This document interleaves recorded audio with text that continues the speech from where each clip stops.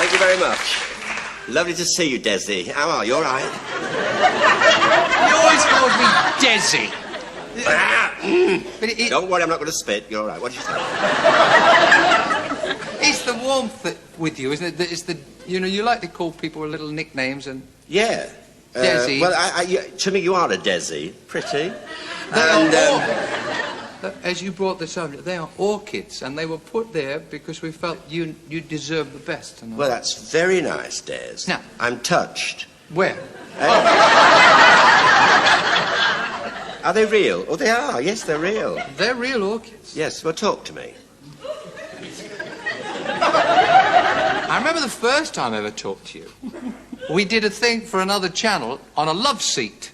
We did. Do you remember that? I do. I shall never forget it. It was the start of it all. I don't care. Since then, all sorts of things have happened for you. They have. It is a bit of show business magic, as I said in introduction. Mm-hmm. The Generation Game has been an enormous success. Yes, it was a success, and you continued it, and you've made it, your own, which is... Yeah, with the help of my Isla, of course. Oh, Isla, yes. My lovely Isla. Yeah. But, you see, of all the things I've ever done in my life, Des, the Generation Game I like best of all because I can do what I want. I love meeting people, and I meet different people every week. Well, I did meet different people every week, and the games are all fun, which I join in. And may I ask this? What did Fan, your sister Fan, what did Fan think when... I know Larry well enough to ask him this question. What did Fan think when you first were offered the job? When you said, look, I'm going to do the Generation Game on a Saturday night. Yeah. It's the big one. What was her reaction? Was it the same unbridled enthusiasm? No, well, you see, she... when I first went on television in 1972, which was going to be live every Saturday night, she said to me, I said, I'm going to be on Saturday nights, live on television. So she said to me, well, I do hope it's not on the same time as Dixon of Dock Green. Otherwise, she would have switched over. Well, when I started the Generation Game, I said, I'm going to do the Generation Game. Sure, you can't do any game, she said. The only game you know is passing the parcel. I want to show you, we've got a little monitor down here, and look at this clip, which was just a few months ago. The first time you've ever marched, I mean, were you a uniform man, or boy, let me put it this way, when you were a kid, did you do the usual bit, the scouts or the brownies? No, because I was never asked. Nobody ever asked me. Did you do anything like that? I was a Sea Cadets for a little while. Were you? Yes. I'm surprised. But you've done a lot of things. You did straight acting. I don't think many people are aware that you did some marvellous plays, like... wonderful plays. I did Journey's End with Colin Clive. I was in the trenches twice daily. I was. And I did Ashamed of the Man She Married. Should a Woman Tell, twice nightly. And Mariah Martin. I did the old melodramas. I have some clippings in a book here. Some notices. Would you like me to read a few? I mean, You're going to read them, aren't you? Well, I mean, you see, people always think that I just did variety and television, but I mean, I was... But most of your stuff... Well, I mean, I went around for years in variety and had some wonderful notices, Desi. No, don't look over. You see, it says...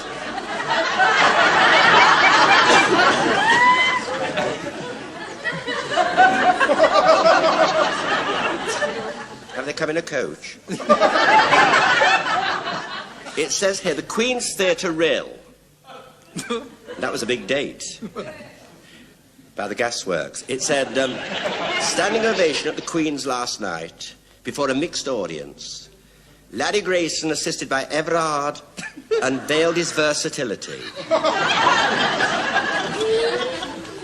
Not only is this man a clever mimic, note the George Arliss impression, but as a magician, I've yet to see his equal. What this man can do with 4 ferrets and a lighted candle.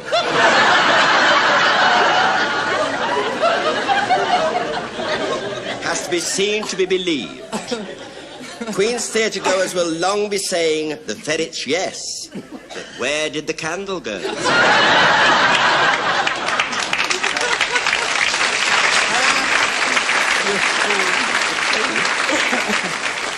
And this one, Desi, it said, the Eden's Theatre, Bishop Auckland. And the headline said, end of an era.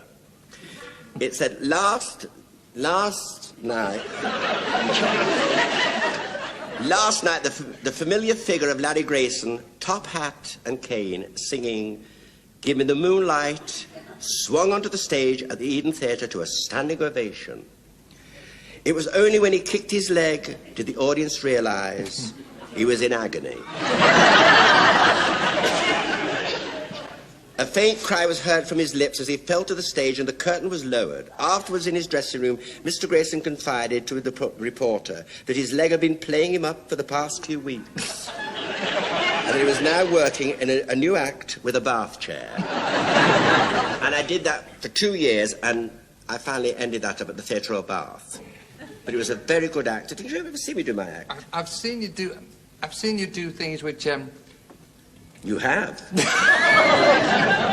But not in public. But have you seen... Because I played pantomime as well. And I did that's what I was I did a dog act too, as you know. You did a dog act? Yes, I did. I did a dog act. It was a very good act. Now, where was it when I got played... a panto review? Yeah, yes, I've got a panto review here. I think it was here. I brought some of mine along. No, wait a minute. Where is it? Oh, yes, this one. Last night saw the final performance of Jack and the Beanstalk at the Hippodrome Ghoul. Cool. Ghoul. Up near Hull. Yes. Yes. You know where it is, you played it. Firm favourite Larry Grayson as Will the Woodcutter had both the parents and children agog with excitement when in the final scene, chopper in hand, he proceeded to cut off the giant's retreat. The giant, played by Everard Farquhar-Harson, stated after that it was only a minor cut and he would not need plastic surgery.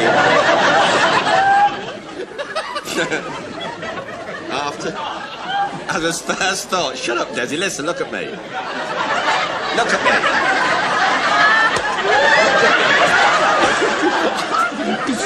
Will you look at me then? You have to. Listen. I'm listening. Mr. Grayson said the accident happened as he got carried away with the excitement of the shouts of the children. Now, what about that? Well, Now, that was in 1947. Some of the magic moments. I got hundreds of them, Des. Hundreds of them. But you see, over the years, we've... There's some very strange acts. I worked with an act called the Flying Rhinos. They must be dead now, I should think, because it was years ago, and I played at the Empire Theatre, Belfast, with them, and she was riddled with arthritis. In